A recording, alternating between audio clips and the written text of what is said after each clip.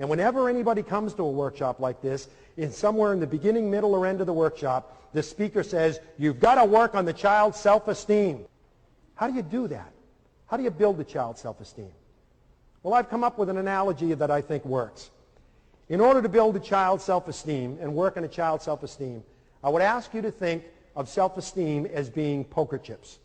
Self-esteem is basically poker chips. If you've got a good self-esteem, a strong self-esteem, you've got a lot of poker chips. And if you've got a poor self-esteem, a low self-esteem, you don't have many poker chips. Simple as that. Let's talk about two children who go to the school that your child goes to. These two children go to every school in the country. One child is named Joe Cool. Joe Cool has tons and tons and tons of poker chips. How did he get all those poker chips? By good things happening to him. When good things happen to you, you get poker chips. Captain of the football team, he has 10,000 poker chips. Voted king of the homecoming dance, he has 15,000 poker chips. Get your picture in a paper for scoring the winning touchdown, he has 12,000 poker chips. This kid's got millions and millions of poker chips. He's had a charmed life, God bless him. He feels great about himself, and he should. Now, you also lose poker chips when bad things happen to you. You go to the prom, Joe Cool goes to the prom with the best-looking girl on campus, 20,000 poker chips.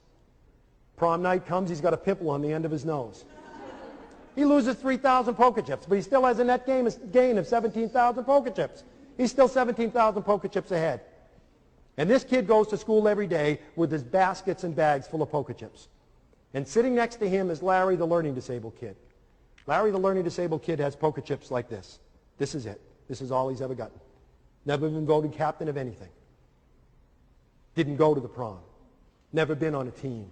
Never got on 100 in a test. Didn't blow the top off his SATs. Didn't even take his SATs. He's got a stack of poker chips like this. And now with the inclusion movement, we make those two kids go to school together and compete against each other in the games of school. I would submit to you that that's not fair. I would submit that that's not fair. Anybody play poker here? Do we have any poker players here? Sir, Chris, could you join me up here? Would you mind? Suppose, Chris, I were to ask you if you wanted to play poker. And I said, Chris, here's basically the deal. You're going to have this many poker chips, okay? I'm going to have, here you go, I'm going to have all the poker chips in the Western world. I have basically 10 million poker chips back there. I'm going to play poker against you.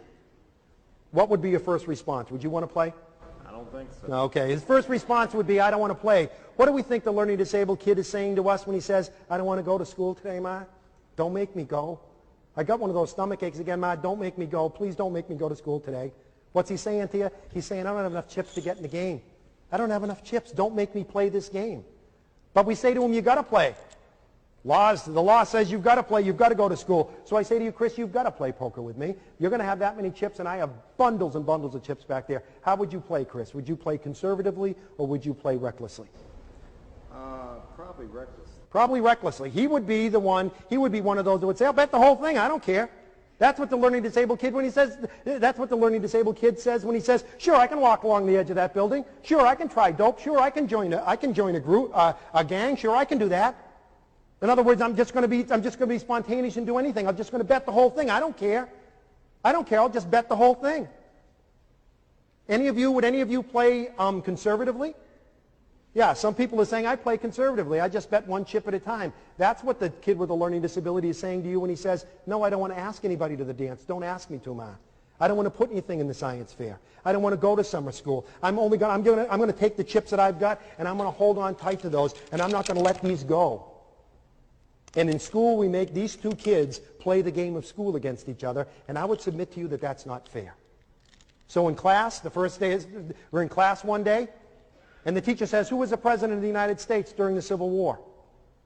And Joe Cool's sitting there, and he's saying, I think it was Calvin Coolidge, but I'm not sure. Well, what the heck? I've got 10 million poker chips. If I get this answer wrong, it's only going to cost me 5. Was it Calvin Coolidge? Teacher says, no. Larry, the learning disabled kid, is sitting there, and he's looking at this little stack of poker chips. He's got 25 poker chips to his name. And he's thinking, I think the answer is Abraham Lincoln. I think the answer is Abraham Lincoln, but I just don't dare answer. I don't dare respond because I have another game I've got to play at lunch. You see, yesterday when I went to lunch, I gave the lunch lady, the one with the hairnet and the tattoo, I gave the lunch lady I gave the lunch lady a $20 bill, and she only gave me change for a 10. And my father said, don't you come back without that extra $10. You go to that lady and you tell her she gave you the wrong change. And he's thinking, that's going to take me 25 chips. It's going to take 25 chips for me to go and ask that lady for my money back. So I don't dare play in this game, because if I lose the chips, I won't have enough to play in the game I've got to play at lunch. And the teacher says, the right answer is Abraham Lincoln. And Larry goes, oh, I should have done it. I should have done it. The reality is that the self-esteem of our kids, the problem with the self-esteem of our kids is they just don't have enough poker chips. The solution is to give them poker chips. How do you give kids poker chips? How do you build their self-esteem? One is, you find, if you're a parent or you're a teacher, you find the island, what Bob Brooks calls the island of competence. You find the one thing that that child can do well, and you make a big deal out of that. You celebrate that. You make that very important. If you're a mom and the only thing your child knows how to do is use a Phillips head screwdriver, every Thursday before he gets off the bus, you loosen every bloody screw in the house. And when he gets off the bus, you give him the screwdriver and you say, go to it, pal, because nobody does it like you. You got to be a talent scout. You got to find things he does well. You got to find, because every time you praise a child, every time you say, that was a good job, you're giving him poker chips. Parenting is pretty simple. Being a teacher is pretty simple. It all comes down to this. Your job is to make sure that every child you deal with has more poker chips when he goes to bed that night than he or she had when they got up in the morning. That's it. It's that simple.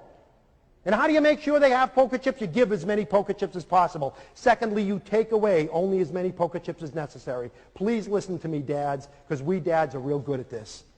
Let's say that Chris is my son, and Chris is sitting in class, sitting at the dinner table. Want to cup your hands like that for me, Chris? Chris is sitting at the dinner table, and he's got that many poker chips. He's got that many chips. And we're sitting at the dinner table, and Chris spills his milk. And I say, you know, Chris, sometimes you make me sick. You know, do you get up at 5 o'clock in the morning and say, how can I spoil Dad's day? Is that what your problem is? You're the only one in the family who does this. Sometimes I even wonder why we have you in this family. Go to your room. And he goes up to his room. And the rest of the family's sitting there, oh boy, oh boy. And I sit there and I think, oh boy, that was pretty rough. It was pretty rough on old Chris. That's pretty tough on Chris. I wasn't really mad at Chris. I was mad at my secretary. So I should go apologize to him. So I go up and I sit in the edge of Chris's bed, and I stroke his hair and I say, gee, Chris, I'm sorry, pal. I shouldn't have yelled at you that way. I shouldn't have yelled at you that way. That was wrong. That won't happen again. Sorry, Dad. Sorry, Dad. Yelling at him in front of the family, telling him you wish he wasn't in the family, asking him if he plans how to spoil your day, telling him you're basically sick of seeing him when you come home from work. You took away 50, 60,000 poker chips from him. Sit in the edge of his bed, stroke his hair, tell him you love him. 5,000 poker chips at the most. You're still 55,000 poker chips behind the 8 ball. You can't do that with our kids. You can't take away those massive number of poker chips without realizing that you're making your job as a parent much tougher. And lastly, you got to give as many as you can. Take away only what's necessary. And lastly, you've got to be willing to go to the mat with people who take poker chips away from your child and not give any back. Teachers take away chips. Bus drivers take away chips. Principals take away chips. But most of us also give chips back. And if you take poker chips away from a kid, but then give some back, that's okay. There's a lot of people in your child's life who play that role. But the bottom line is, if there's someone in your child's life who is taking poker chips away and not giving any back, they're making your life much tougher. When are we going to deal with this? That's what advocacy means. Standing up for someone who can't stand up for themselves. If you're a teacher or a parent, you've got to be willing to go to the mat with people who take chips away from your kid and not give any back. You're a mom, you get up in the morning, you make him French toast. Oh man, 20,000 chips. You lay out his favorite clothes, a Beavis and Butthead t-shirt that he loves and you hate, 15,000 chips. You put his books at the door ready for him to go out the door, 10,000 chips. You warm up the maple syrup, oh my God. You warm up the maple syrup, another 5,000 chips. You have a nice breakfast with him, you give him a big kiss, and you send him out the door with a great big hug and kiss and 50,000 brand new poker chips. And he steps on the school bus, and the school bus driver says, well, here's the retard. You might as well stay at home. You might as well stay in bed, Ma. You might as well have stayed in bed. Because that one comment took 60,000 chips away from your son. 60,000 chips away like this. You might as well have stayed in bed because all the chips that you gave to your child were just taken away. Being a parent, being a teacher is not all that complicated. It's all a matter of poker chips. None of us want to think about what happens to a child at 18 and 19 years old that doesn't have enough poker chips to play the games of life. You know how many poker chips it takes to ask for your first job? You know how many poker chips it takes to ask someone to marry you? Thousands and thousands of poker chips. One of the reasons that many adults with learning disabilities have problems, they just don't have enough poker chips to get into the games of adult life. And when you don't have enough poker chips, suddenly suicide begins to make sense. Drug abuse begins to make sense. Gangs begin to make sense. Our job is as simple as this, to make sure that every child who crosses our paths has a parent or a teacher. As a parent or a teacher. Every child that crosses our paths has more poker chips when he goes to bed that night than when he gets up in the morning. It's that simple. And hopefully this has helped. Thank you very much.